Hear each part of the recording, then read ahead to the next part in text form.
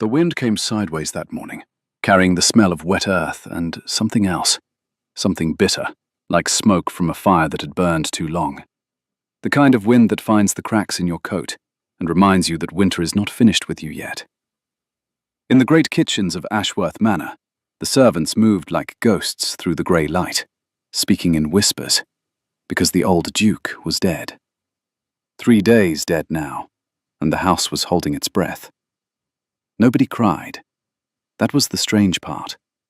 The Duke of Ashworth had been the kind of man who made rooms go quiet when he entered, but not from respect, from fear. He had owned 2,000 acres, 40 horses, a house with 67 rooms, and the silence of every person who depended on him for a living. Now he was gone, and the silence remained, not because they missed him, but because none of them knew what came next. In the stable yard, where the cobblestones were slick with rain and the horses shifted nervously in their stalls, a boy sat on an overturned bucket, eating a crust of bread. His name was Rowan. He was 17 years old. His hair was the colour of dark honey, and it hung over his forehead because no one had ever thought it important enough to cut properly. His boots had holes. His coat was too thin. His hands were rough and red from cold, and there was a bruise on his left cheekbone, fading from purple to yellow, the kind of bruise that came from a fist and not from a fall. He was, by everyone's account, useless. That was the word they used. Not lazy, because he worked from before dawn until after dark, mucking stalls and carrying water and brushing the horses until their coats gleamed. Not stupid, because he could read, which was more than most of the stable hands could manage, and he had a quiet, careful way of watching people that suggested he understood far more than he let on. But useless, because he was an orphan with no family name, no money, no connections, and no future. Because the head groom, a thick-necked man called Barlow, had decided on the boy's first day that he was worthless, and had spent the last 4 years making sure everyone else believed it too. And because he never fought back. That was what bothered people most. The other stable boys would shove him, trip him, take his food, and Rowan would simply pick himself up and keep working. Barlow would cuff him across the face for some invented failure, and the boy would stand there, absorbing the blow like a stone absorbs rain, and say nothing. It made people uncomfortable. It made them angry in a way they could not quite explain. They wanted him to shout, to cry, to break, because his silence felt like a judgment, and nobody likes to be judged by the person they are mistreating. Nobody fed Rowan. That was the unspoken rule. The servants ate in the kitchen, in shifts, and when the food was portioned out, there was always enough. But somehow, there was never enough for him. Barlow had made it clear years ago that the boy could eat whatever scraps were left, if there were scraps, which there usually were not. So Rowan survived on crusts he found, apples he stole from the horses, and the stubborn, inexplicable refusal of his body to give up. Until her. Her name was Alara Quinn. She was 20 years old, newly hired as a kitchen maid at Ashworth Manor, and she had been in the house exactly 9 days when she first noticed the boy in the stable yard. She noticed him because he was the only person on the entire estate who looked hungrier than she felt. Alara was not beautiful in the way the word was usually meant. She was not delicate or pale or soft-spoken. She was tall for a woman, with dark hair she kept braided and pinned out of the way, and hands that were already calloused from years of work. Her face was sharp, cheekbones like the edge of a blade, a jaw that set itself in a way that told you she had opinions and was not afraid of them. Her eyes were brown, the dark brown of good soil, and when she looked at you, you felt as though she could see the thing you were trying hardest to hide. She had come to Ashworth Manor because there was nowhere else to go. Her mother had died the previous autumn, a cough that would not stop, and then blood, and then silence. Her father had been gone since she was small, lost to drink and then to the road. She had a younger sister, Margot, placed with a family in the next village, who would keep her fed and schooled as long as Alara sent money every month. Every single month, without fail. So Ilara worked. She peeled potatoes and scrubbed floors and carried pots of boiling water and never once complained, because complaining was a luxury for people who had choices. She kept her head down. She answered politely when spoken to. She did not make friends, because friends required time and energy and trust, and she could not afford to waste any of those things. But she noticed the boy. On her 9th evening at the manor, she was carrying a bucket of kitchen scraps to the compost heap behind the garden wall when she passed the stable yard and saw him. He was sitting on the ground with his back against the stable wall, and he was so still that at first she thought he was asleep. Then she saw his hands. They were wrapped around his own stomach, pressing inward, the way you press against a wound that will not stop bleeding. He was not sleeping. He was trying to hold himself together against the pain of hunger. Ilara stood there for a long moment, the bucket heavy in her hands. Something moved in her chest. Not pity exactly, because pity is soft and useless, and Ilara Quinn had no patience for useless things. It was something harder than pity, something with edges. It was the recognition of a suffering she understood in her own body, in her own bones, because she had been that hungry before. She knew what it felt like when your stomach stopped growling and went quiet, because quiet meant it had given up asking. She set the bucket down. She went back to the kitchen. She took a bread roll from the basket near the door, not the fresh ones set aside for the housekeeper's morning tray, but a day-old roll that no one would miss. And she wrapped it in a cloth with a piece of cheese and a handful of dried apples. Then she carried it out to the stable yard and set it down beside the boy without a word. Rowan looked at the food. Then he looked at her. His eyes were grey, not the soft grey of a dove or the flat grey of river stones, but the grey of winter sky just before it snows, bright and pale, and full of something that could not yet be named. "I did not ask for this," he said. His voice was low and rough, as if he was out of practice using it. "I did not say you did," Ilara replied, and she picked up her bucket and walked away. She did not think about it as charity. She did not think about it as kindness. She thought about it the way she thought about everything, practically. There was a hungry person. She had food. The math was simple. She came back the next night, and the night after that, and the night after that. Always the same. A roll, some cheese, whatever she could take without being noticed. She never sat down. She never stayed to talk.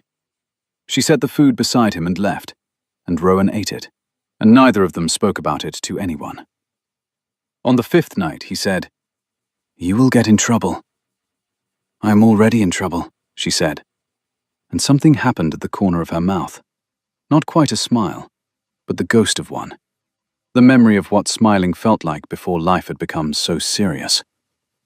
"I was born in trouble. It follows me around like a stray cat." Rowan looked at her, and for the first time, something shifted in his expression. The blankness cracked, just slightly, like ice on a puddle in early spring. "Cats choose their people carefully," he said. Ilara paused. She turned back and studied him, really studied him for the first time.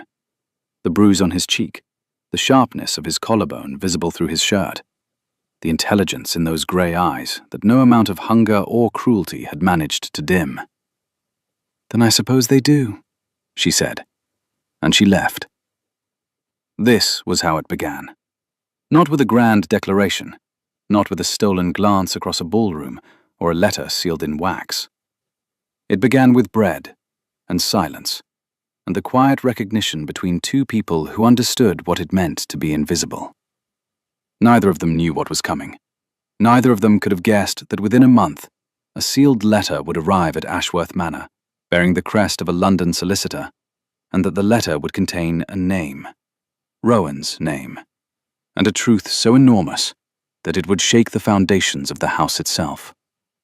Because the old Duke, the one they had buried 3 days ago, the man who had made an entire estate afraid of him, he had a secret. A secret he had carried for 17 years, locked in a drawer in his private study, written in ink on paper that had yellowed with age. Rowan was not an orphan. Rowan was his son. And every acre, every horse, every room in that 67-room house, it all belonged to the boy that no one would feed. This is that story. The news of the Duke's death travelled slowly, the way all news travelled in that part of the country. By whisper, by rumour, by the careful exchange of glances between people who had learned long ago that speaking openly was dangerous. The tenants heard first, because the tenants always heard first. Then the village. Then the neighbouring estates, where men in fine coats sat in their studies and calculated what the Duke's death might mean for their own fortunes. At Ashworth Manor itself, the mood was not grief, but dread. The Duke had been cruel, yes, but he had been a known cruelty, a predictable one, and there is a strange comfort in knowing exactly how your suffering will arrive each day. Now that he was gone, the future was a blank page, and blank pages terrified people who had never been allowed to write anything for themselves.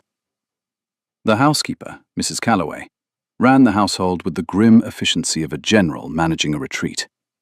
She was a tall woman, with iron-grey hair pulled so tightly from her face that it seemed to stretch her features into a permanent expression of disapproval.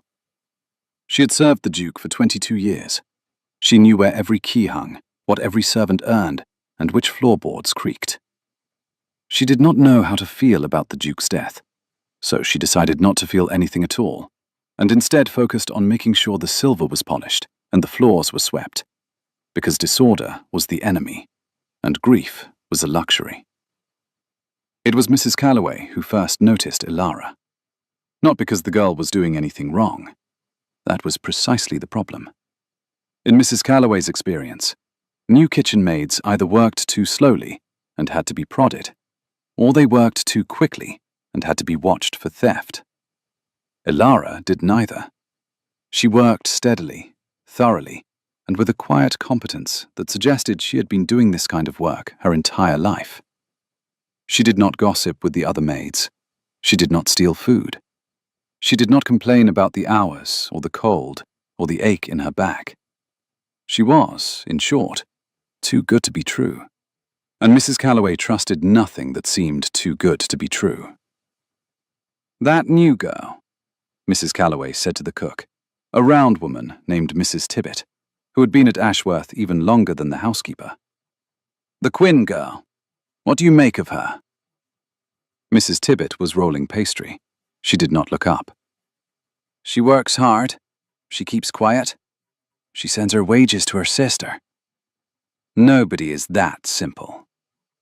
"Some people are exactly that simple, Mrs. Calloway. Some people are just trying to survive." Mrs. Calloway made a sound that might have been agreement, or might have been dismissal. She filed the information away in the vast cabinet of her mind, in the drawer marked Watch, and moved on to the next item on her list. The next item on her list was the stable boy. It was not, strictly speaking, Mrs. Calloway's responsibility to concern herself with the stable staff. That was Barlow's domain. But Mrs. Calloway's authority at Ashworth Manor was like water. It found every crack. It seeped into every room, and no corner of the estate was truly beyond her reach. She had known about Rowan since the day the Duke had brought him to the house, a thin and silent boy of 13, with no surname and no explanation.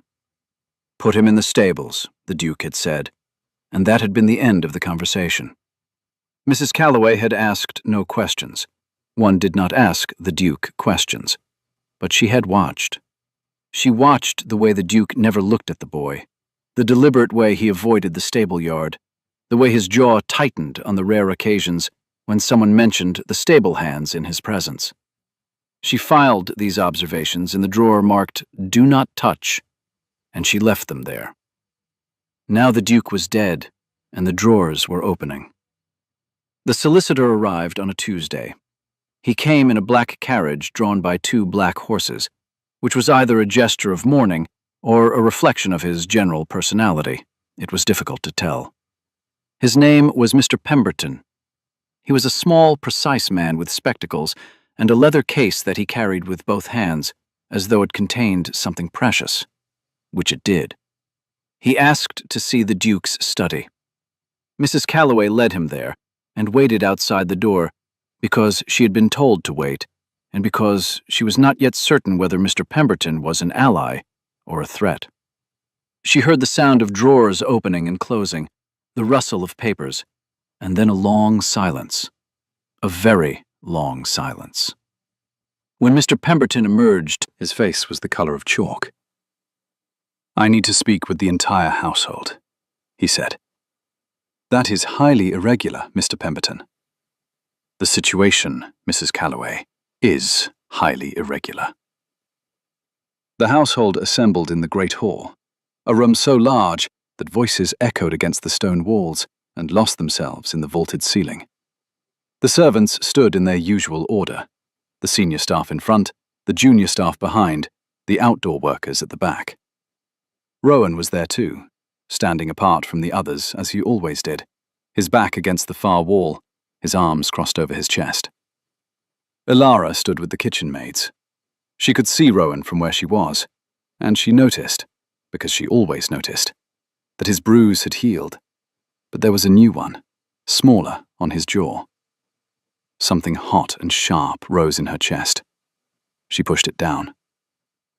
Mr. Pemberton cleared his throat. He opened his leather case and removed a single document, thick with wax seals and ribbons. "The late Duke of Ashworth," he began, "left a will." This was not surprising. Every duke left a will. The surprise was in the details. "The estate, including all lands, properties, financial holdings, and the title of Duke of Ashworth, is bequeathed in its entirety." He paused. He looked out over the assembled household with an expression that seemed almost apologetic. "To his son." A murmur rippled through the hall. The Duke had no son. Everyone knew the Duke had no son. He had been married once, 30 years ago, to a woman named Adelaide, who had died without producing an heir. He had never married again. He had no children. He had no family at all, as far as anyone knew. "The Duke's son," Mr. Pemberton continued, and now his voice was very carefully controlled, "is identified in this will by name, by date of birth, and by a physical description that I am instructed to verify in person." He looked down at the document. "The Atterley Ashworth estate is named Rowan." The silence that followed was not the kind of silence that falls when people are surprised. It was the kind that falls when the world tilts on its axis, and everything you thought you knew slides sideways and crashes. 62 people stood in that hall, and not one of them breathed. Rowan did not move. He stood against the wall with his arms still crossed, and his face showed nothing. Not surprise, not joy, not anger, not understanding. Nothing at all. He had spent so many years making his face a blank wall that it had become reflexive, automatic, the only defense he had against a world that wanted to see him break. Then Barlow laughed. It was a short, ugly sound, like a dog barking. "That boy, the Duke's son? You must be joking." "I assure you, Mr. Barlow, I am not. He is a stable hand. He is nobody. He cannot even afford boots that do not have holes in them." Mr. Pemberton adjusted his spectacles. "The circumstances of the heir's upbringing do not affect the validity of the will. The document is properly executed, witnessed, and sealed.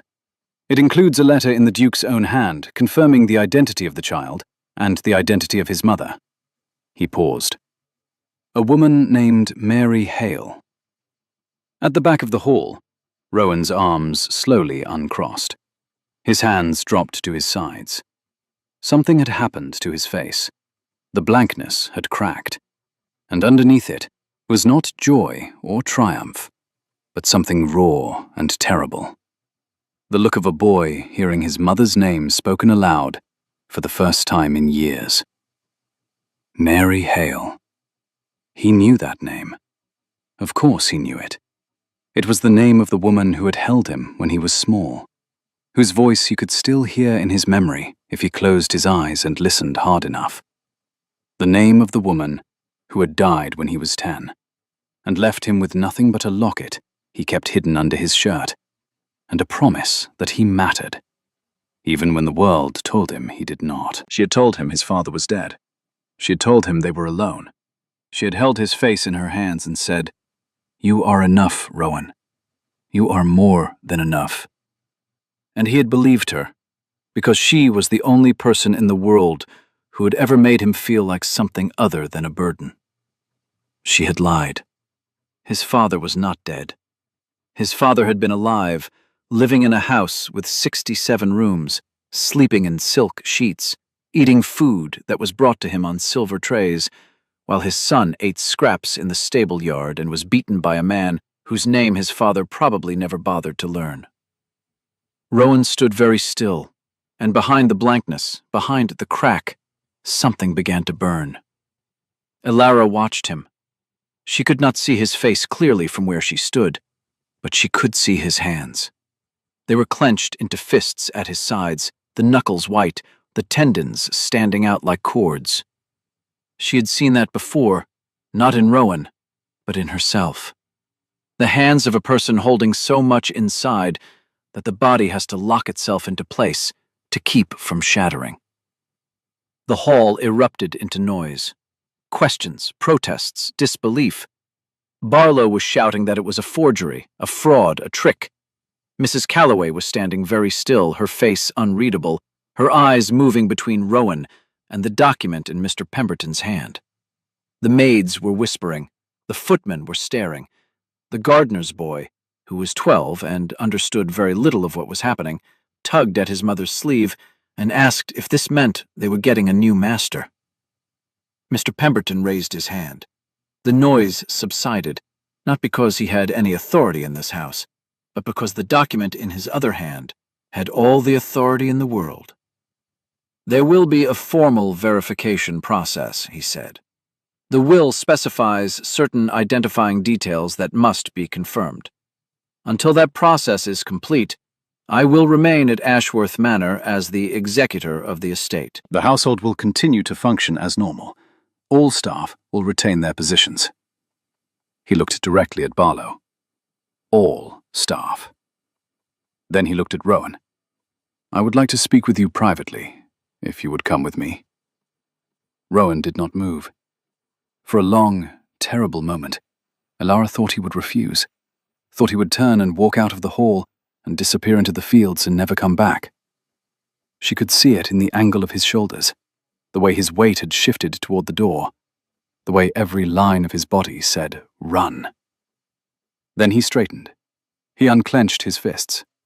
He walked forward, past the whispering servants, past Barlow's red and furious face, past Mrs. Calloway's careful eyes, and he followed Mr. Pemberton out of the great hall without looking back. Elara watched him go. She watched the way he held his spine straight and his chin level, the way he walked as though the floor might open beneath him at any moment, but he intended to keep walking regardless. She watched, and the thing in her chest, the hard, sharp thing that was not pity but something fiercer, expanded until it pressed against her ribs. She did not know what to think. She did not know what to feel. She knew only this. Last night, she had brought bread and cheese to a boy sitting in the stable yard. And this morning, that boy was the Duke of Ashworth. The days that followed the announcement were chaos dressed up as order. Mrs. Calloway, who understood that chaos was simply order that had not yet been organized, threw herself into the work of keeping the household running, while the foundations beneath it trembled. Meals were served on time.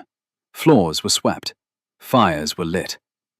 The rituals of the house continued, because rituals are what hold people together when understanding fails. Mr. Pemberton took over the Duke's study. He worked there for hours each day, surrounded by documents and ledgers, pausing only to request tea, which he drank in vast quantities, or to summon one servant or another for questioning. He was building a case, piece by piece, confirming what the will already stated, that the late Duke had fathered a child with a woman named Mary Hale, a seamstress from the village, 18 years ago. That the Duke had provided money for the child's care in secret.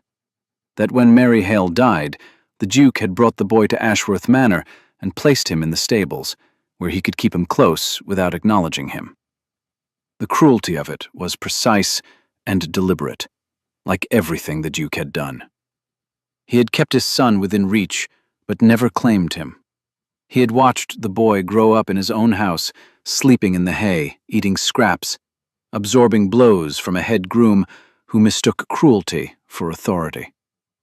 The Duke could have acknowledged Rowan at any time. He could have given him a room, an education, a name. Instead, he had locked the truth in a drawer and let it sit there, growing heavier with every year that passed, until death finally forced his hand. Why? That was the question everyone asked. Mr. Pemberton, who had known the Duke for 2 decades, offered no answer. The late Duke was a private man, he said, which was the polite way of saying the late Duke was a selfish and cowardly man who wanted to control a situation even from beyond the grave. The verification was completed in 4 days. A birthmark on Rowan's right shoulder blade, described in the will. A locket around his neck containing a miniature portrait of Mary Hale that matched a larger portrait found in the Duke's private chambers, a room no servant had ever been allowed to enter. And the boy's age, his appearance, the gray of his eyes, which was the same pale gray that looked out from every portrait of every Duke of Ashworth hanging in the gallery. It was confirmed. Rowan was the heir. And then the real chaos began. Not the kind of chaos you could organize. The kind that lives inside people, in their jealousies and fears and ambitions, in the dark places they thought they'd hidden from the world. The kind that comes when the order of things is upended, and the person you kicked yesterday is suddenly the person who holds your future in his hands. Barlow was the first to change. Not with an apology, the man was incapable of apology, but with a sickening, immediate performance of respect. The same hands that had struck Rowan's face now held doors open for him. The same voice that had called him useless now said, "Sir," and "Your Grace." The same eyes that had looked at him with contempt now followed him with a watchfulness that was even worse, because it was not the watchfulness of a servant. It was the watchfulness of a man calculating how to survive. The other servants followed, slowly, clumsily. The kitchen maids, who had ignored Rowan for 4 years, suddenly found reasons to carry trays to his new rooms, because Mr. Pemberton had insisted that the heir be given proper quarters, and Rowan had been moved from the stable to a suite of rooms on the 2nd floor that still smelled of the Duke's cologne, which made Rowan's stomach turn every time he opened the door. The footman, who had once laughed when Barlow struck the boy, now stood at attention when he passed. It was grotesque. Rowan saw it for exactly what it was. He had spent 4 years studying these people from the bottom of the house, learning who they were when they thought nobody was watching. He knew which of them were decent, and which were cruel, and which was simply afraid. He knew the difference between respect and performance. And what he was receiving now was performance. A hollow, desperate mime of loyalty from people who would have let him starve. All except one. Ilara did not change. On the night of the announcement, after the hall had emptied and the whispers had faded, and the household had retreated to the kitchen to discuss what they had witnessed in the urgent, excited turns of people whose lives have suddenly become interesting, Ilara went to the stable yard. It was empty, of course. Rowan was no longer there. His bucket was overturned in the corner. The straw where he had slept was pressed flat in the shape of a body. A horse whinnied softly in the dark. Ilara stood there for a moment, looking at the empty space where a boy had sat and eaten the bread she brought him. Then she went back to the kitchen, washed the dishes, and went to bed. She did not seek Rowan out the next day, or the day after that. She did not bring food to his new rooms. She did not find reasons to pass him in the hallway, or linger where he might see her. She went about her work exactly as she had before, peeling, scrubbing, carrying, cleaning, and she said nothing about the Duke's son, or the inheritance, or any of it. This was not coldness. It was not indifference. It was the one gift Ilara Quinn knew how to give. The refusal to treat someone differently because their circumstances had changed. She had fed him when he was hungry and invisible. She would not perform devotion now that he was powerful and seen. Rowan noticed. Of course he noticed. He noticed everything about Ilara, though he had not yet admitted this to himself. He noticed that she was the only person in the house who did not look at him differently. He noticed that her eyes, when they happened to meet his in a hallway or across the kitchen yard, held the same expression they had always held: clear, direct, unimpressed. Not hostile, not cold. Simply honest. It made something ache in him, in a way he did not understand and did not have the vocabulary to name. A week after the announcement, Mr. Pemberton summoned Rowan to the study. The room was dark with wood paneling, heavy curtains, and shelves of books that no one had read in years. The Duke's desk was enormous, a great slab of mahogany that seemed designed to make the person sitting behind it feel important, and the person standing in front of it feel small. Mr. Pemberton sat behind it now, looking distinctly uncomfortable, as though the desk was trying to swallow him. "We need to discuss your education," he said. Rowan stood in front of the desk. He had not sat down, though a chair had been offered. He was wearing new clothes. Mr. Pemberton had arranged for a tailor from the village, and they fit him strangely, like a costume for a play he had not agreed to perform in. The fabric was too clean, too smooth against his skin. He kept touching the cuffs of his shirt, as if checking that they were real. "I can read," Rowan said, "and write, and do numbers." "Who taught you?" "My mother." Mr. Pemberton paused, and something softened in his expression. "She was a remarkable woman, by all accounts." "She was." "Your father?" "He was not my father." The words came out flat and hard, like stones dropping into water. "He was the man who put me in a stable and that a stranger beat me for 4 years. That is not a father." The solicitor was quiet for a moment. He removed his spectacles and polished them with his handkerchief, which was something he did when he needed time to think. "I understand your anger," he said carefully, "and I will not attempt to excuse the Duke's choices. But the estate is yours now, and it is substantial. 2,000 acres of farmland and forest, 40 tenant families who depend on the estate for their living, a house that requires a staff of 60 to maintain, revenue, debts, responsibilities. You are, as of this moment, one of the wealthiest young men in the county." Rowan said nothing. "You will need to learn how to manage it, all of it. I can arrange tutors, mathematics, law, estate management, social protocol. You will need to understand contracts, land tenure, agricultural policy."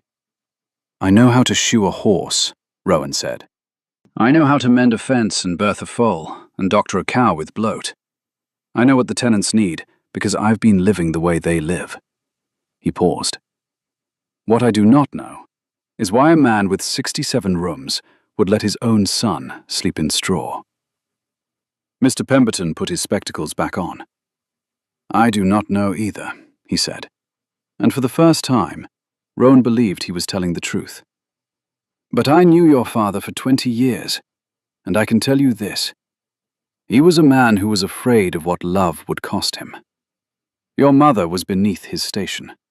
Acknowledging you would have meant acknowledging her, and acknowledging her would have meant admitting that the most important thing in his life was a woman society told him he should be ashamed of." He folded his hands on the desk. "It was cowardice, Your Grace. Simple, human cowardice." "Your Grace."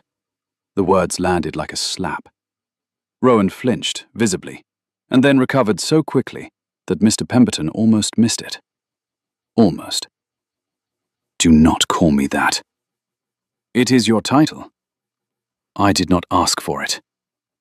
Very few people ask for the things that change their lives most profoundly. Mr. Pemberton looked at him over the rim of his spectacles. The question is not whether you wanted this, Rowan.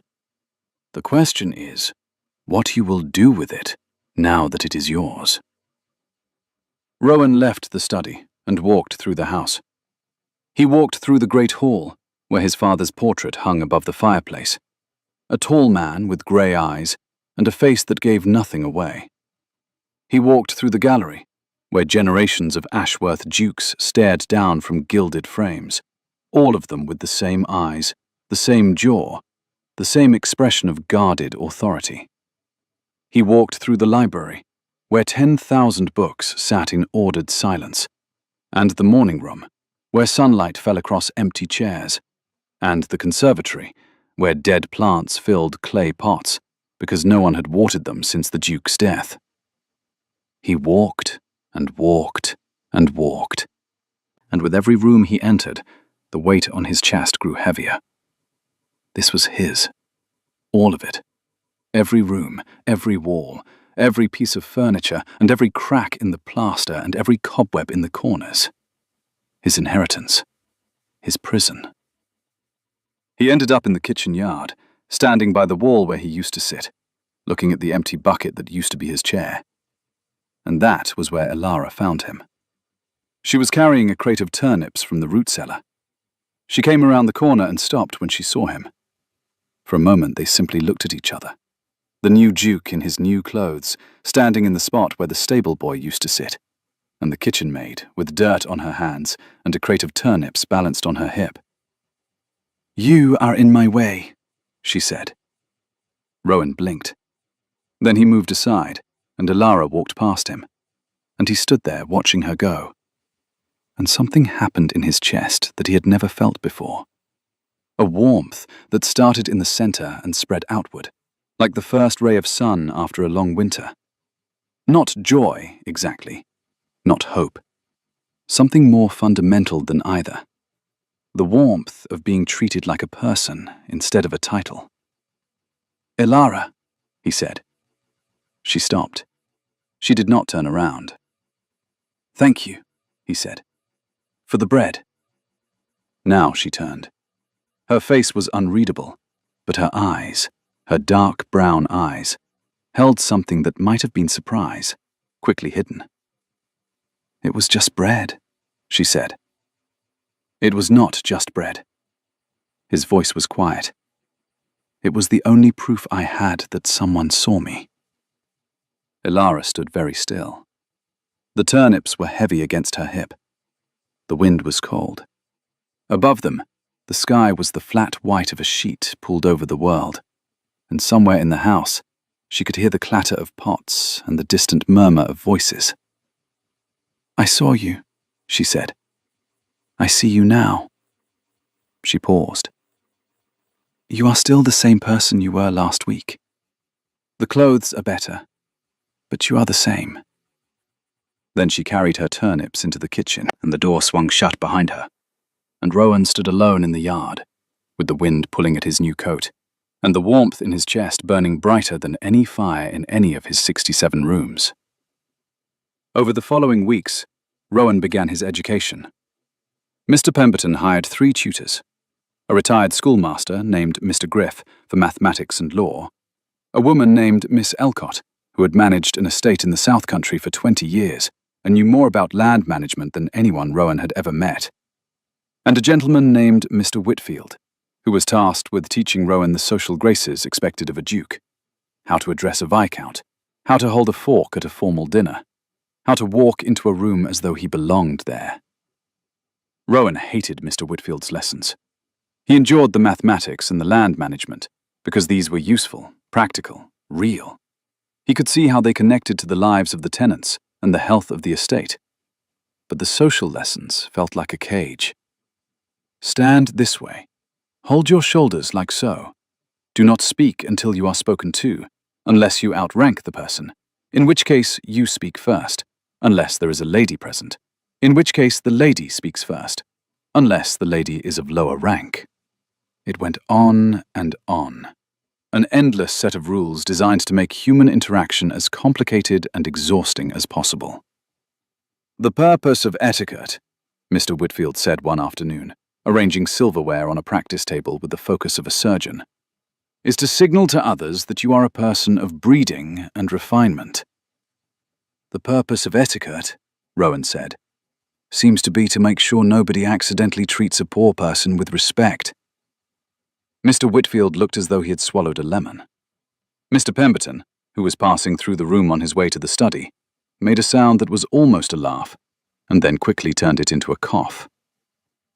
The tenants came next. Mr. Pemberton arranged for Rowan to meet them, one family at a time, in the front parlour.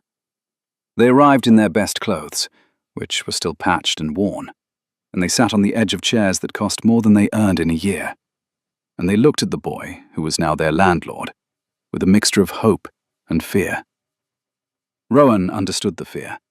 He had felt it himself, standing before the Duke on the rare occasions when the old man had passed through the stable yard, and Rowan had been unable to get out of the way in time. The fear that comes from knowing your entire life depends on the mood of one person. He tried to make them comfortable. He asked about their farms, their families, their concerns. He listened carefully and took notes in a leather-bound book that Mr. Pemberton had given him. He discovered that 3 of the tenant families had leaking roofs that the Duke had refused to repair. He discovered that the rents had been raised twice in the last 4 years, despite poor harvests. He discovered that the Duke had dismissed the estate physician 2 years ago as a cost-cutting measure, and that a tenant's daughter had died of a fever that winter because there was no one to treat her. Each discovery was a stone added to the weight in his chest, but not the same weight as before. This was not the weight of grief or anger. It was the weight of responsibility, and it sat differently. It had purpose. It had direction.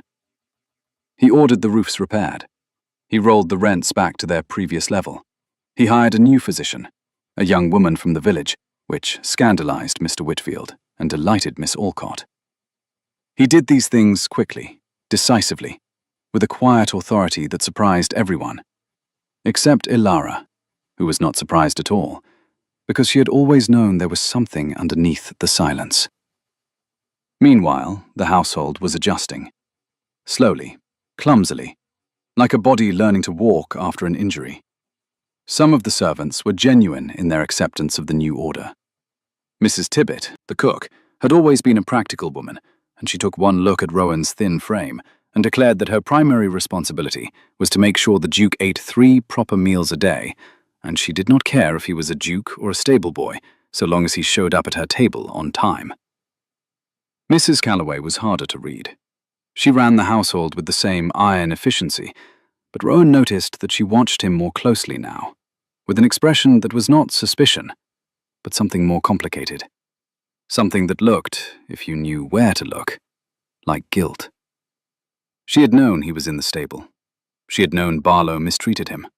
She had filed these facts in her mental drawers and done nothing, because doing nothing was safe, and Mrs. Calloway had built her entire life on being safe.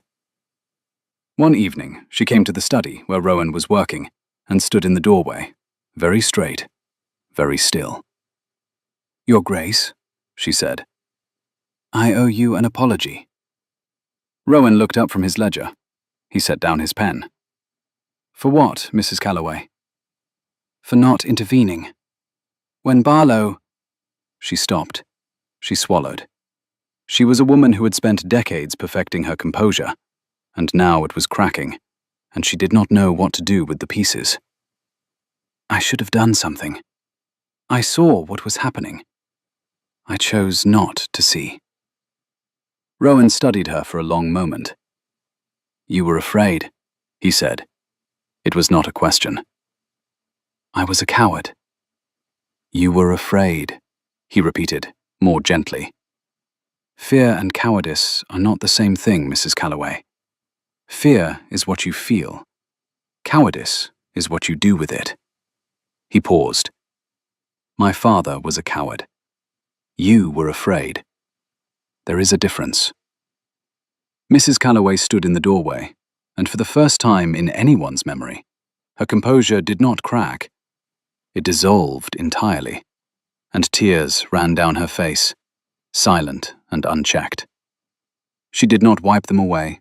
She did not apologize for them. She simply stood there, letting them fall. And Rowan let her, because he understood that some apologies are not made with words, but with the willingness to finally feel the thing you have been refusing to feel.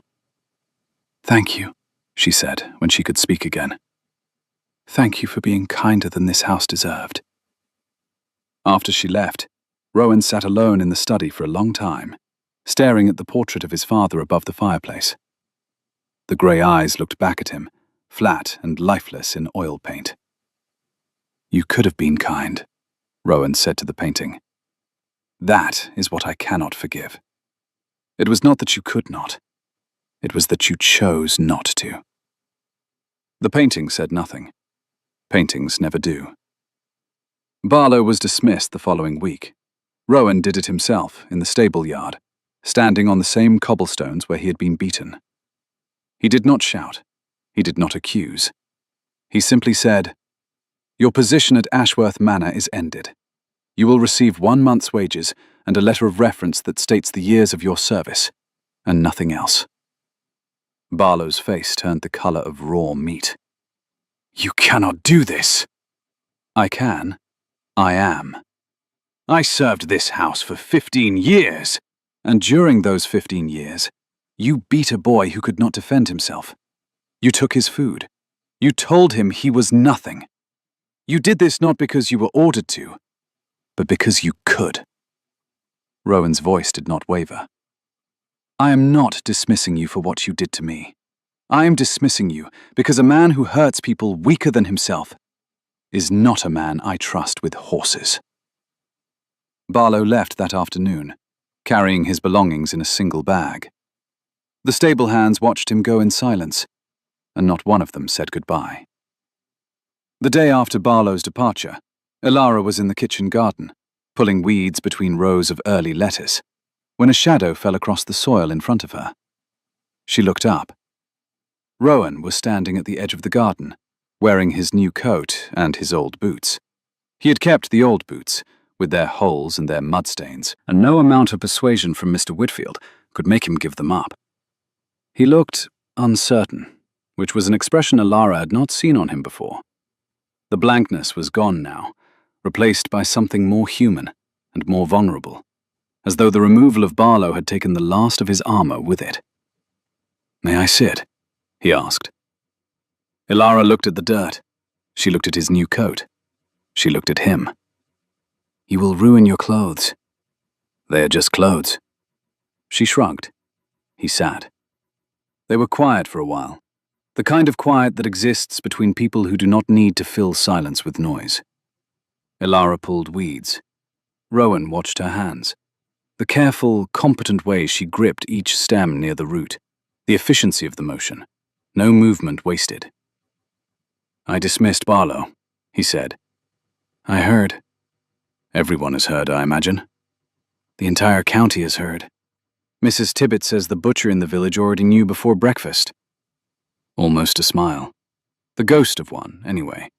A slight shift at the corner of his mouth that was gone before it fully arrived. "I should have hit him," Rowan said.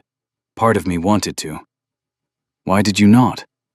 He thought about this. "Because he hit me for 4 years, and I know what it feels like to be on the receiving end. I do not want to become the kind of person who makes others feel that way."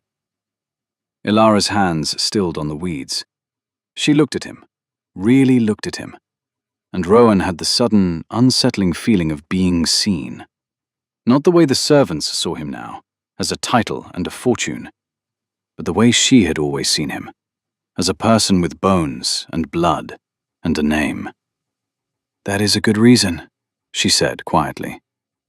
Then she went back to her weeds. Rowan sat in the garden with her for an hour. They spoke very little. He handed her tools when she needed them, and held the basket while she filled it with pooled weeds and thinned lettuce leaves. When she stood to carry the basket inside, he stood too, and for a moment, they were close enough that he could see the freckles across the bridge of her nose, a constellation he had not noticed before. "Ilara," he said. "Yes?" He wanted to say something. He did not know what. The words were there, somewhere behind his ribs, heavy and formless and impossible to shape. So he said the only thing he could manage, which was, "You do not have to keep working in the kitchen." Her expression changed. The openness that had been building between them during the past hour closed like a door slamming shut. "I beg your pardon. I mean, you could have a different position, something less—" He gestured vaguely at the dirt, the weeds, the kitchen. "Hard. You think I need rescuing?" "No, that is not, because I fed you bread, and now you are a duke, and you think the story ends with you lifting me out of the kitchen like a character in a fairy tale." Her voice was not angry. It was something worse. It was disappointed. "I do not need you to save me, Rowan. I need to earn a living. I need to send money to my sister. I need to work." "I know that. I was not trying to." "Then do not." She took the basket from his hands. "I am glad Barlow is gone. You did the right thing. But do not confuse what I did, feeding a hungry person, with a debt that needs repaying. I fed you because it was the right thing to do, not because I wanted something in return." She walked away, and Rowan stood in the kitchen garden with dirt on his new coat and the taste of the wrong words in his mouth, and he understood for the first time that the simplest things are the hardest to get right. He did not seek her out the next day, or the day after that. He gave her space, which was something he understood instinctively because he had spent his entire life needing space and never receiving it. He threw himself into the estate work instead, studying ledgers until his eyes ached, riding out to inspect fences and drainage ditches with Miss Alcott, meeting with the tenants to hear their grievances, and slowly, painstakingly, learning how to be the custodian of something larger than himself. Miss Alcott was his best teacher. She was a woman in her 50s, with silver-streaked black hair and the weather-beaten face of someone who had spent more of her life outdoors than in. She did not flatter him, did not soften her criticisms, and did not pretend that he was anything other than a 17-year-old boy with no formal education, who had been handed one of the largest estates in the county and was expected to run it without driving it into the ground. "Your first priority," she told him, on a cold morning as they rode along the northern boundary wall, "is the soil." The soil. The soil. Not the house, not the horses, not the social calendar. The soil. Because if the soil is healthy, the crops grow. If the crops grow, the tenants eat. If the tenants eat, they can pay their rent. If they pay their rent, the estate survives. Everything, every carriage, every silk curtain, every chandelier in that absurd house comes from the dirt. Remember that, and you will be a better duke than any Ashworth before you." Rowan remembered. He began spending his mornings in the fields, walking the rows with the tenants, learning which crops thrived in which soil, which fields needed to lie fallow, which drainage channels were blocked, and which fences were falling. The tenants were cautious at first, suspicious of this boy duke who appeared at their doors in muddy boots and asked questions about their turnip yields. But Rowan's questions were not performative. He listened. He wrote things down. He came back the next week with answers and actions, and a genuine, visible interest in the lives of the people who worked his land. Word spread. The tenants began to trust him. Not fully, not yet. But the way you trust a bridge you are walking across for the first time, testing each plank, finding it solid, taking another step. 2 weeks after the argument in the garden, Rowan came into the kitchen in the early morning before anyone else was awake. He was looking for Mrs. Tibbet's leftover bread, old habits, and instead he found Ilara. She was sitting at the long kitchen table, alone, in the grey light before dawn. There was a Netta in front of her, and she was crying. Not loudly, not dramatically. Ilara did not do anything dramatically. She was crying the way people cry when they have been holding something in for too long, and the container has finally cracked. Silently, with her hands flat on the table and her shoulders shaking. Rowan stopped in the doorway. He could have left. He could have pretended he had not seen, given her the privacy she so fiercely protected, retreated back upstairs to his 67 rooms and his ledgers and his responsibilities. That would have been the safe thing to do. The respectful thing, perhaps. He did not leave. He came into the kitchen and sat down across from her at the table. He did not touch her. He did not speak. He simply sat there, present and quiet, the way she had been present and quiet all those nights in the stable yard, offering nothing but the proof that another person was there. Ilara cried for a long time. When she was finished, she wiped her face with the back of her hand and looked at him. Her eyes were red and swollen. Her nose was running. She looked, Rowan thought, like a woman who had been carrying something too heavy for too long and had finally set it down, even if only for a moment. "My sister," she said. Her voice was raw. "The family she is staying with. They are moving north. They want more money to take her with them. Double what I am paying now." Rowan was quiet. "I cannot afford it. Not on a kitchen maid's wages. Not even close." She pressed her palms against the table, hard, as though trying to push the wood away from her. "She is 12 years old. She is the only family I have. If I cannot pay, they will leave her behind, and she will have nowhere to go. Nowhere." Her voice cracked on the last word, splintering like dry wood. "How much?" Rowan asked. Ilara looked at him sharply. "No." "How much, Ilara?" "I said no." She stood up from the table, the chair scraping against the stone floor. "I will not take your money. I cannot be someone who takes your money. That changes everything. That makes me... It makes this." She gestured between them, the space between them that was already so complicated, so weighted with history and hunger and bread wrapped in cloth. "It changes what this is." "What is this?" Rowan asked. She stared at him. The question hung in the air between them, heavy and honest, and impossible to answer with the vocabulary either of them possessed. "I do not know," she whispered. "But I know that money would ruin it." Rowan sat with that. He turned it over in his mind, the way he turned everything over, slowly and carefully, examining it from every angle. And then he said the thing he had been working toward for weeks, the idea that had been forming in the back of his mind, shaped by Miss Alcott's lessons and the tenants' stories, and his own memories of what it felt like to have nothing. "I have been thinking about the estate school." Ilara frowned. "There is no estate school." "There will be. I am going to build one. For the tenants' children, and for anyone in the village who wants to learn. Reading, writing, mathematics, practical skills." He paused. "I need someone to run it." Ilara stared at him. "It would be a real position," he continued, "with a salary, a proper salary.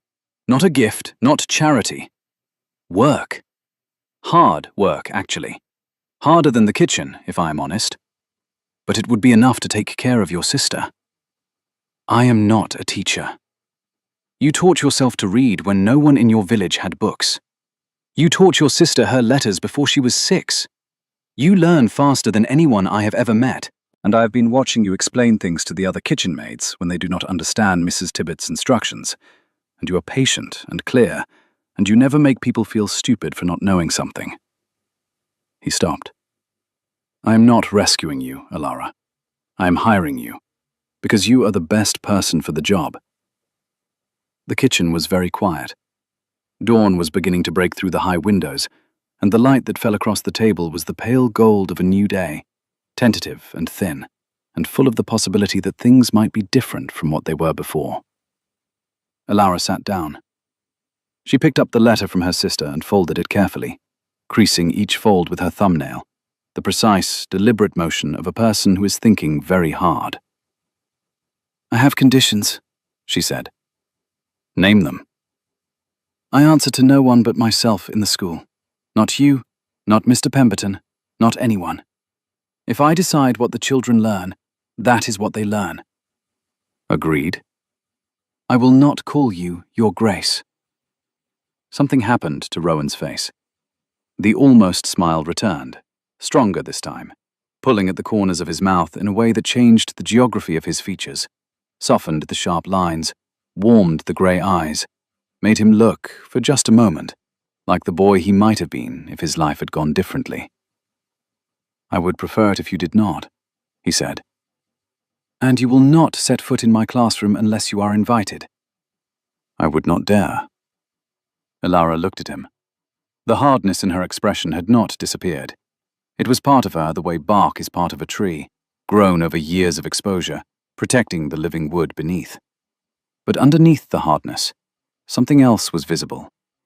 Not softness, something more like trust. The first fragile shoot of it, pushing up through frozen ground. Then I accept, she said. The school was built in 3 months. Rowan hired carpenters from the village and paid them fairly, which was such an unusual practice for an Ashworth duke that the carpenters initially suspected a trick. The building was simple. One large room with a fireplace at each end, wide windows that let in the light, rows of desks that the estate carpenter built from oak, and shelves along every wall for books. Rowan ordered the books from London, 300 of them, on every subject he could think of, and when they arrived in wooden crates, Elara spent a full day unpacking them, running her hands over the covers with an expression that Rowan could only describe as reverence. You have ordered too many, she said, but her eyes were shining. There is no such thing as too many books. There is when you have to organize them all. The school opened on a Monday in May. 14 children arrived, ages 6 through 15, wearing clean clothes and suspicious expressions. Elara stood at the front of the room with a piece of chalk in her hand, and a terror in her heart that she had not felt since the day her mother died. Because this mattered. This mattered more than anything she had ever done, and if she failed, it would not be her own failure, it would be theirs. She did not fail. She was, as Rowan had known she would be, a gifted teacher. She taught reading by starting with the children's own stories, their names, their parents' names, the names of their animals and their farms. She taught mathematics by counting real things, eggs, coins, fence posts. She taught with patience and humor and a firmness that the children respected, because it came not from authority, but from care. Within a month, the 14 students had become 22. By summer's end, there were 30. Parents who had been skeptical, a woman running a school, teaching their boys, arrived to collect their children and found them reading, actually reading, for the first time in their families' histories. The skepticism melted. In its place grew something the village and the tenants had not felt in a generation. Hope. Rowan visited the school when invited, which was more often than Elara's original conditions might have suggested. He sat at the back of the room and listened to the children recite their letters, and something in his face, something that had been locked away for 17 years, slowly, gradually, opened. He was watching people learn for the first time, and it reminded him of his mother, sitting beside him on a narrow bed in a cold room, tracing letters in the margins of a borrowed book, her voice warm and steady as she said, "This one makes the sound of wind. This one makes the sound of rain. And this one is your name." One afternoon, after the children had gone home and the school was empty, Elara was wiping the blackboard when she heard footsteps on the porch. She turned. Rowan was standing in the doorway, and the late afternoon sunlight was behind him, turning the edges of his hair to gold. "You should not stand in doorways," she said. "It is indecisive." He stepped inside. "I have something for you." He held out a small wooden box. Elara set down her cloth and took it. Inside, nested in cotton, was a brass bell, the kind used to call children to school, polished until it gleamed. "For the school," he said. Elara held the bell in her hand. It was warm from his pocket, warm from being carried close to his body. and the weight of it was exactly right. Heavy enough to mean something, light enough to lift. "It is perfect," she said, and her voice was steady, but her hands were not. "Ilara." She looked up. "I need to tell you something." He took a breath. The air in the schoolroom smelled like chalk and wood and the green scent of the fields outside, and the sunlight made patterns on the floor that shifted with the movement of the trees. "When I was in the stable, before any of this, before the will, before the title, before any of it, the thing that kept me alive was not hope. I did not have hope. Hope requires believing that things will get better, and I had no reason to believe that." He paused. "What kept me alive was the bread you brought me. Not because of the food, although the food mattered, but because every night someone walked out of that kitchen and came to me, and by doing so, told me that I existed, that I was real, that I was a person who deserved to eat." His voice was very quiet now. "You did not save me, Ilara. I know you do not want to hear that word. But you did something harder than saving. You noticed me. In a house full of people who had decided I was invisible, you looked at me and saw someone worth a piece of bread." Ilara's eyes were bright. She was gripping the bell so tightly that the edges of the brass left marks on her palm. "It was just bread," she whispered. The same words she had said months ago in the kitchen yard. But they meant something different now. They meant, "I am afraid of what this is. I am afraid of what I feel. I am afraid that if I name it, it will be taken from me the way everything good has always been taken from me." Rowan heard all of it. Every word she said, and every word she did not say. He heard it because he spoke the same language. The language of people who have learned to hide their most important truths behind the smallest possible words. "It was never just bread," he said. They stood in the schoolroom with the sunlight shifting around them, and neither of them moved. The space between them was 3 feet of air, but it was also 4 years of hunger, and bread wrapped in cloth, and a bruise on a cheekbone, and the sound of a name spoken aloud, Mary Hale, and the weight of a brass bell in an open palm. It was everything they had survived, and everything they were afraid to want. Rowan raised his hand. Slowly, carefully, as though approaching a wild animal, which in some ways he was. He held it out, palm up, open and empty. An offering. Not of rescue, not of title or fortune, or any of the things the world would have expected a duke to offer. Just his hand. Just himself. Ilara looked at his hand. She looked at his face. She saw the grey eyes, winter sky grey, full of something that could now, finally, be named. She took his hand. The first touch was a tremor, a vibration that ran from his palm through her fingers and settled somewhere deep, like a tuning fork struck against stone. Neither of them spoke. Neither of them needed to. The conversation was happening at a level below words, in the place where 2 people who have been alone for too long finally discover that aloneness is not a permanent condition. Rowan closed his fingers around hers, gently, as though she was something that could break, though he knew she was anything but breakable. She was the strongest person he had ever met. That was precisely why the gentleness mattered. "I am afraid," Ilara said. "So am I. You are a duke. I am a boy who ate bread in a stable yard. The world will not see it that way." "The world did not feed me," he said. "You did." The autumn came, and with it the first real test of Rowan's authority.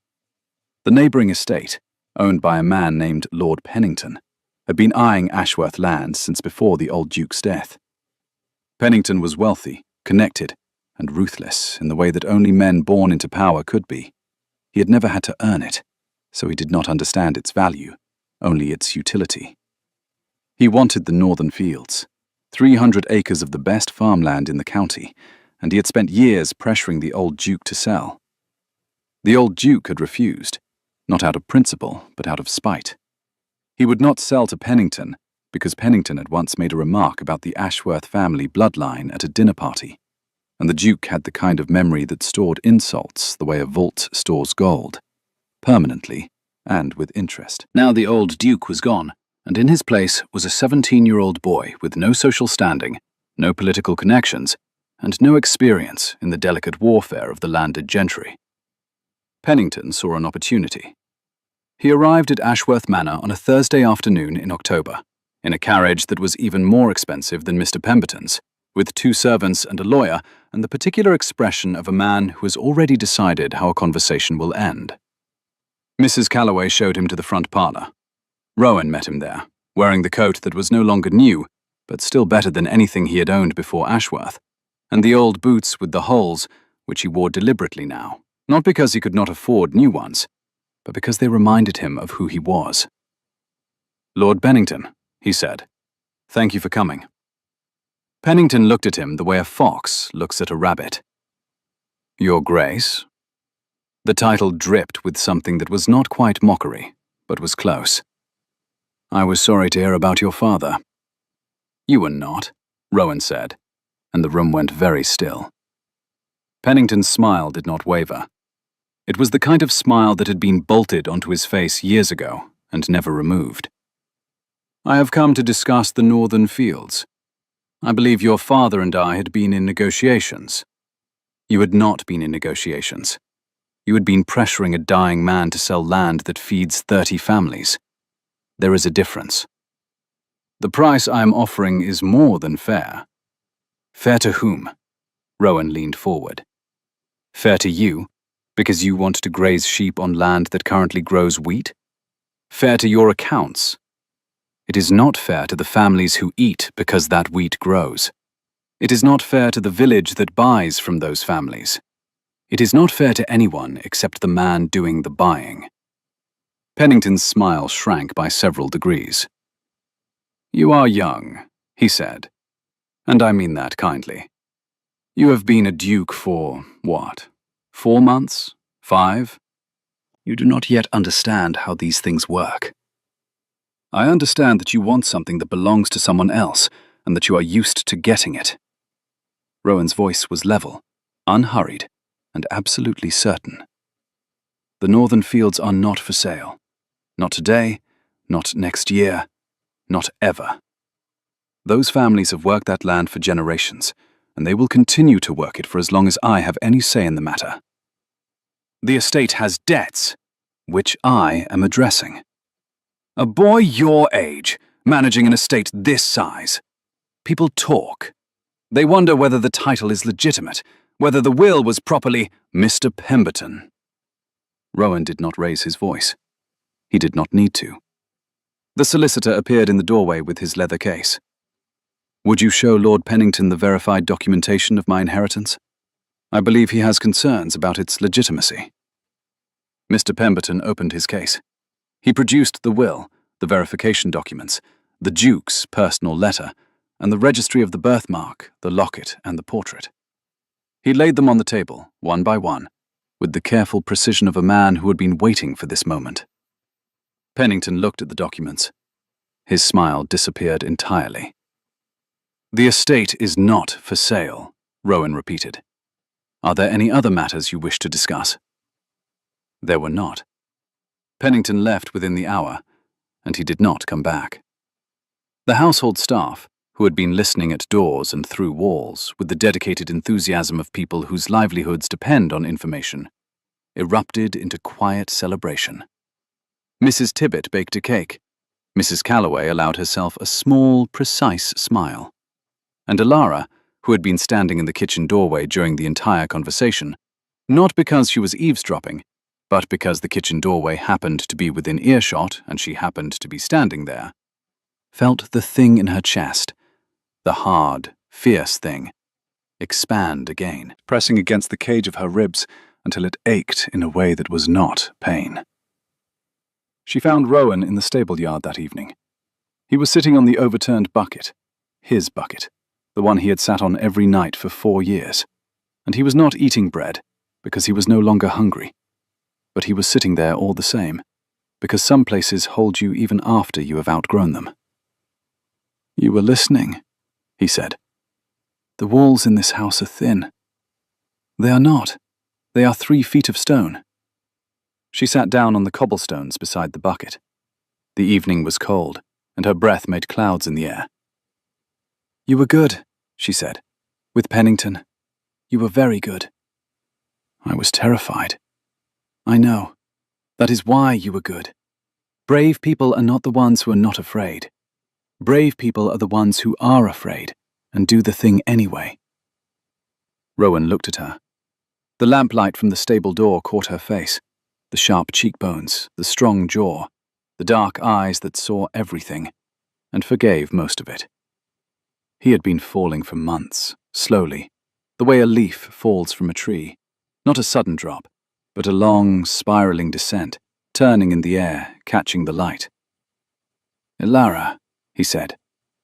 "Rowan, I'm going to say something, and I need you to let me finish before you argue with me." Her mouth twitched. "I make no promises." "I want you to know." He stopped. He started again. "I have spent my entire life being seen by others as something I am not, as nothing, as useless, as an orphan, a charity case, a stable boy, and now as a duke, a title, a fortune. Everyone has always looked at me and seen something other than what I am." He turned to face her fully. The lamplight made the grey of his eyes shine like water. "Except you. From the very first night, you looked at me and saw a person. Not a problem to be solved, or a charity to be given, or a title to be courted. A person. And you treated me the same way before and after, which is the hardest thing in the world to do, because the world tells us that people's worth changes when their circumstances change, and you refuse to believe it." Elara was very still. "I do not love you because you fed me," he said. "I love you because you are the kind of person who would feed someone that no one else could see. And because you are smarter than anyone in this house, including me and Mr. Pemberton and Miss Alcott combined. And because you are stubborn and honest and sometimes infuriating. And because when you hold a piece of chalk, your face changes, and you look like someone who believes the world can be better than it is." He paused. "And I would rather sit on this bucket with you for the rest of my life than sit in any room in that house without you." The stable yard was quiet. The horses shifted in their stalls. Somewhere in the house, a clock struck 9. The wind had died, and the evening was still. Perfectly, impossibly still. The way the world goes still at the moment before it changes. Elara's eyes were bright with tears she was too proud to let fall. Her hands were shaking, and she pressed them flat against her knees to stop them, the same way Rowan used to press his hands against his stomach to hold the hunger in. "I am a kitchen maid," she said. Her voice was barely a whisper. "You are a teacher. I have nothing. You have everything that matters. People will talk. People have been talking about me since the day the will was read. They can talk about this too." She laughed. It was a short, broken sound, half laugh and half sob, and it was the most beautiful thing Rowan had ever heard, because it was real, not performed, not careful, just real. "You are impossible," she said. "I have been told." She reached for his hand. She took it the way she had taken it in the schoolroom, deliberately, with full awareness of what it meant and what it would cost. But this time, she did not just hold it. She turned it over. She looked at his palm, at the calluses and the scars, and the lines that told the story of a boy who had worked with his hands since before he was old enough to understand why. She traced one of the lines with her fingertip, and Rowan's breath caught, and the sound of it, that small, involuntary inhale, made her look up. Their faces were close enough to see the exact shade of grey in his eyes, the silver flecks in them, like fragments of something broken and reassembled into something more beautiful. close enough to see the new scar on his jaw, where Barlow's last blow had landed, the one that would never fully fade. "I am going to kiss you," Elara said. "And then I am going to go back to the kitchen. And tomorrow, I am going to teach 30 children how to read. And none of this changes anything about who I am." "I would not want it to." She kissed him. It was not a fairy tale kiss. Not the soft, perfect, cinematic kind that happens in stories, where everyone is clean and the music swells. It was a real kiss. Slightly awkward, because neither of them had done this before. Her nose bumped his. His hand came up to touch her face, and missed, and touched her ear instead. They both laughed, and then they tried again. And this time it was better. Not perfect, but true. The kind of kiss that tastes like cold air and possibility, and the beginning of something that neither of them can yet fully imagine. When it was over, Elara stood up. She brushed the dust from her skirt. She looked at Rowan, and her face held an expression he had never seen before. Open and unguarded, and luminous with something that went beyond happiness, into territory neither of them had names for. "Good night, Rowan," she said. "Good night, Elara." She walked back to the kitchen. He sat on the bucket. Above them, the stars were coming out. Not gradually, but all at once, as though the sky had been holding its breath too, and had finally decided to exhale. The months that followed were not easy. Rowan had known they would not be. He had not been naive enough to believe that love alone could solve the practical problems of an estate that was recovering from decades of neglect and a social world that had not yet decided whether to accept or reject him. The neighbouring gentry were the hardest to win over. Lord Pennington, still stinging from his dismissal, spread rumours that the Ashworth will was forged, that Rowan was an impostor, that the entire inheritance was a scheme orchestrated by a clever solicitor. The rumours had no foundation, but they did not need one. Rumours never do. They spread the way fire spreads through dry grass, and they reached the parlours and dining rooms of every estate within 50 miles. Rowan refused to respond to them. Miss Alcott urged him to issue a public statement, to present the documentation to the county magistrate, to fight the rumours with facts. But Rowan had learned something in the stable yard that served him better than any social strategy. Silence, in the face of cruelty, is its own power. The people who mattered, the tenants, the village, the household, knew the truth. The people who chose to believe Pennington's lies were the people who would have found a reason to reject him regardless. "You are being stubborn," Miss Alcott told him one morning as they rode the boundary wall.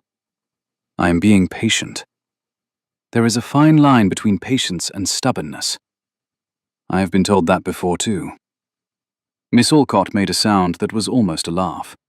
"By your teacher, I assume?" Rowan said nothing, but the almost smile appeared, and Miss Alcott, who was not a sentimental woman, but who had seen enough of the world to recognize something genuine when it crossed her path, felt a warmth in her own chest that she would never have admitted to. Elara, meanwhile, was building something remarkable. The school had grown beyond anything either of them had imagined. She had hired a second teacher, a young man from the village named Thomas, who had been educated at a charity school and had the particular gift of making mathematics feel like an adventure. She had started evening classes for adults who wanted to learn to read. She had organized the children into a choir, which sang at the village church on Sundays and reduced Mrs. Tibbet to tears every time. She also brought her sister to Ashworth. Margot Quinn arrived on a Saturday in December, a 12-year-old girl with her sister's dark hair and a smile that could light a room. Elara had arranged for her to live in a cottage on the estate, one of the cottages Rowan had repaired, and to attend the school as a student. When Margot saw the school for the first time, she stood in the doorway and looked at the books on the shelves, 300 of them, and said, "Are these all real?" "Every one," Elara said. "Can I read them all?" "That is rather the point." Margot threw her arms around her sister, and Elara held her, and the expression on Alara's face, the expression of a person who has been carrying a weight for so long that they have forgotten what it feels like to set it down. And then they set it down, and the relief is so immense that it feels like flying, was witnessed by only one other person, who was standing at the window of the Duke's study, looking out across the grounds with grey eyes that were no longer the grey of winter sky, but the grey of early spring, when the clouds are thinning and the light behind them is growing stronger. The first Christmas at Ashworth under Rowan's care was unlike anything the house had ever seen. The old Duke had not celebrated Christmas. He had considered it a waste of money and an invitation for the servants to become lazy. The house had been cold and dark every December for as long as anyone could remember. Rowan changed this. He had the house decorated, not lavishly, not the way the wealthy decorated, with imported ornaments and excessive gold, but simply. Pine branches over the doorways, candles in every window. A tree in the great hall, decorated by the school children, with paper stars and painted acorns and strings of dried berries.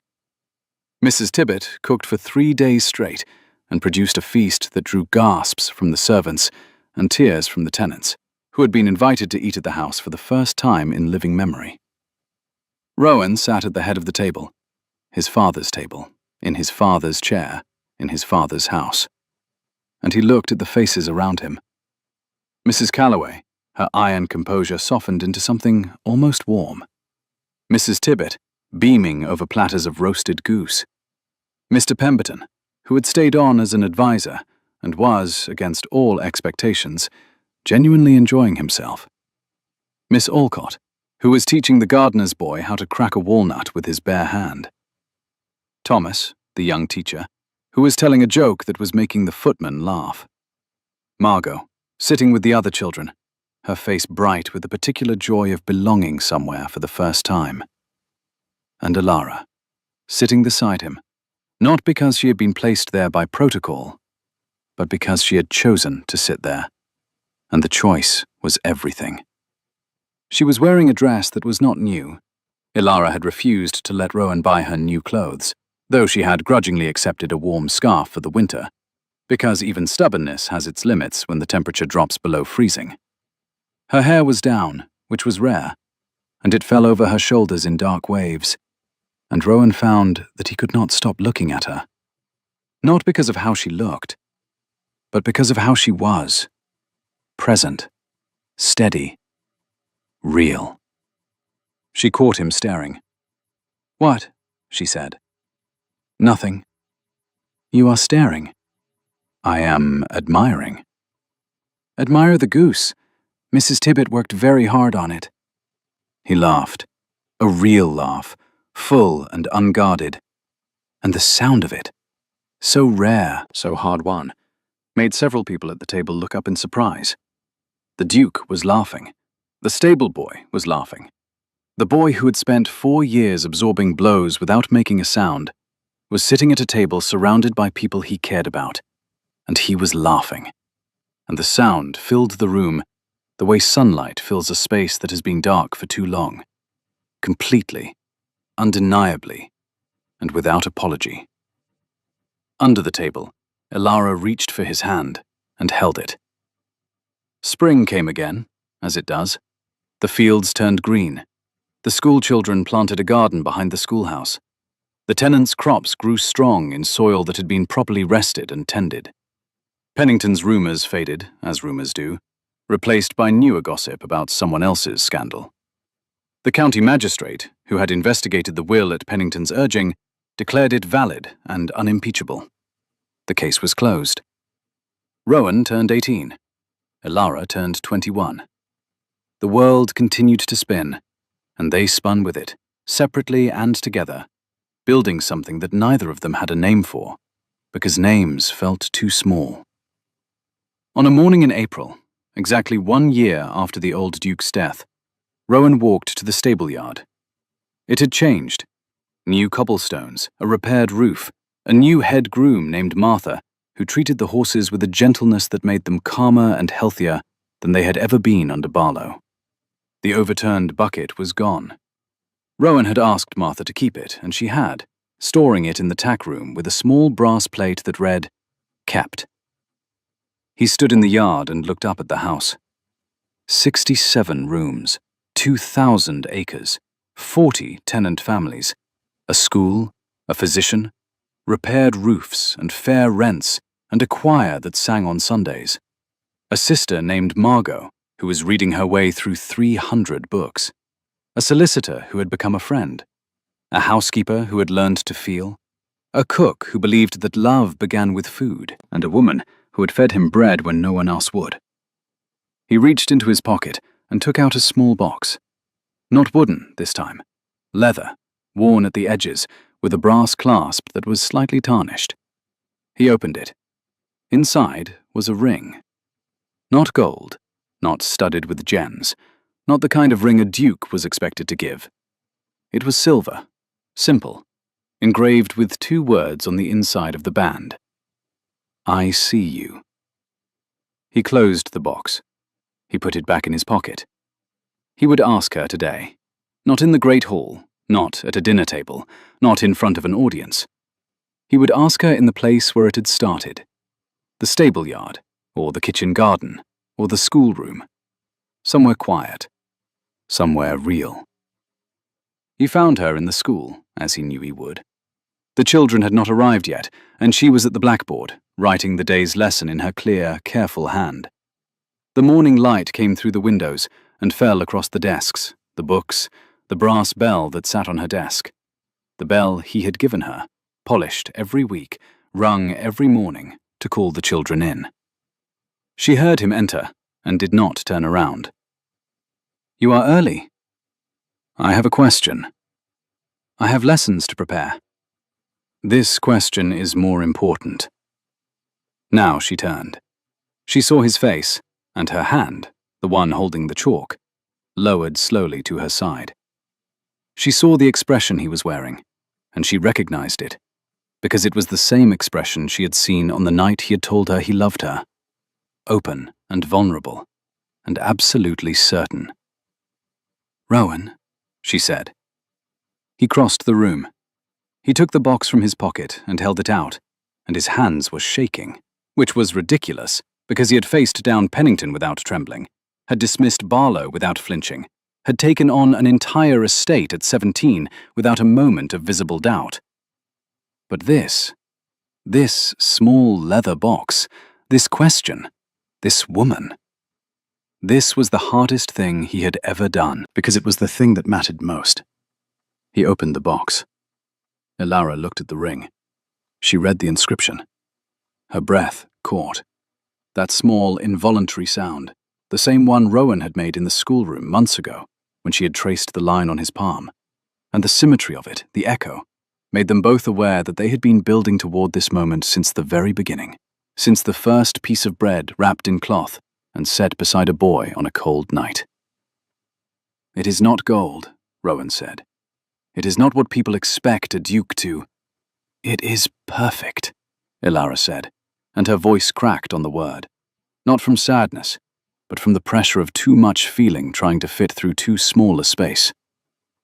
Will you? Yes. She said it before he finished.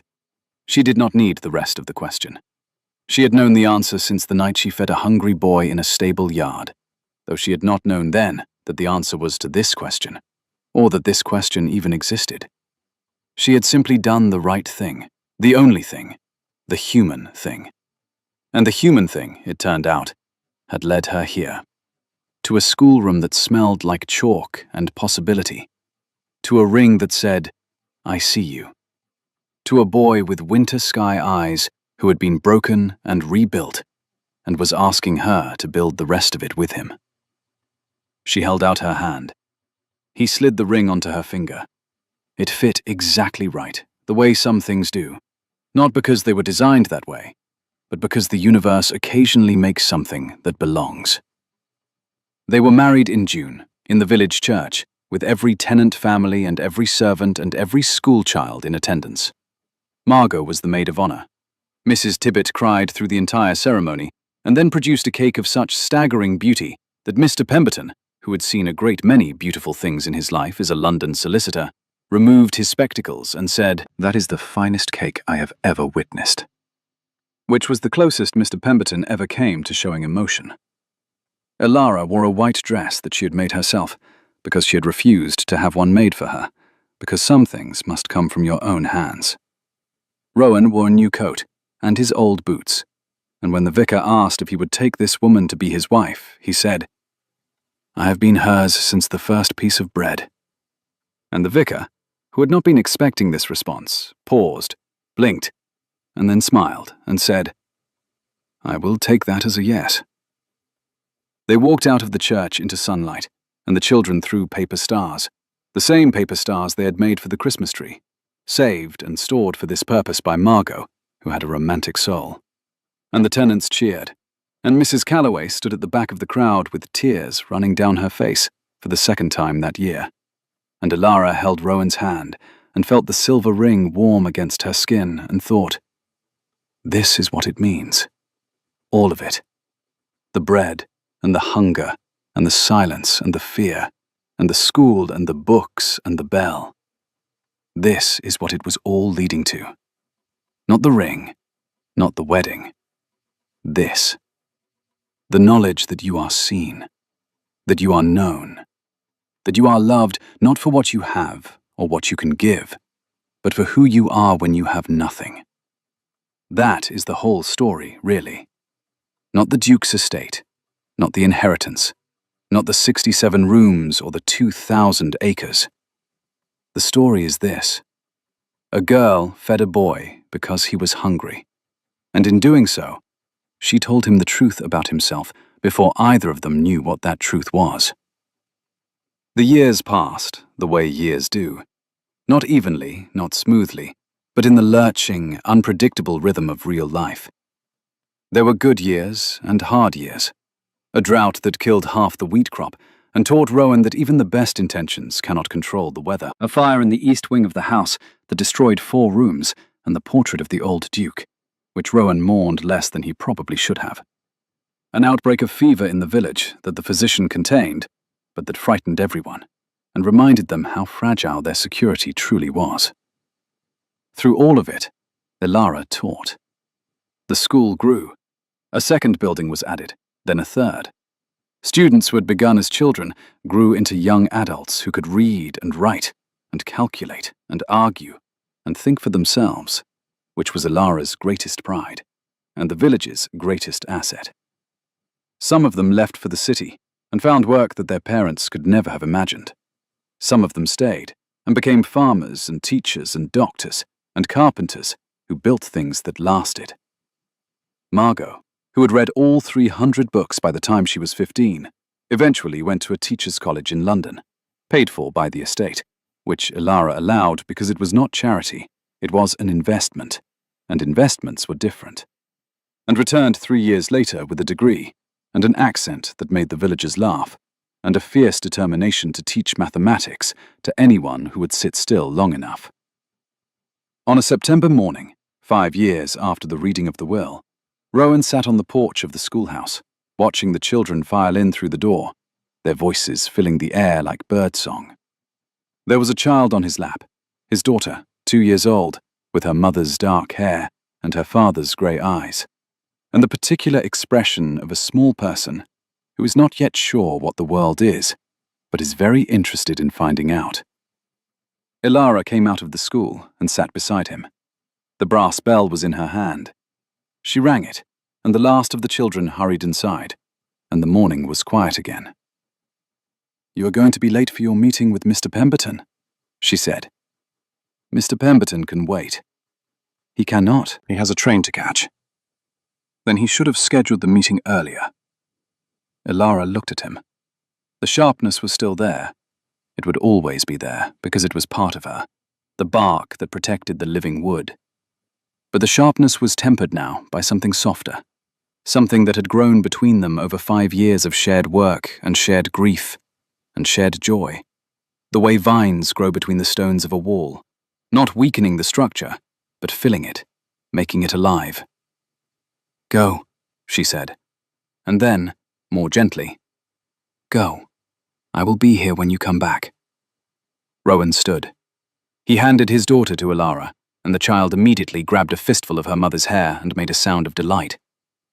He bent and kissed Elara on the forehead, a brief, sure touch that carried in it the weight of every night in the stable yard, every piece of bread, every argument in the kitchen garden, every quiet evening by the fire, every morning watching the sun come up over fields that were green, and tenants who were fed, and children who could read. He walked across the grounds to the house. The old boots were retired now, kept in a glass case in the study alongside the locket that had belonged to his mother, the locket that had proven who he was, the locket that contained the face of the woman who had held him and told him he was enough. He wore new boots now.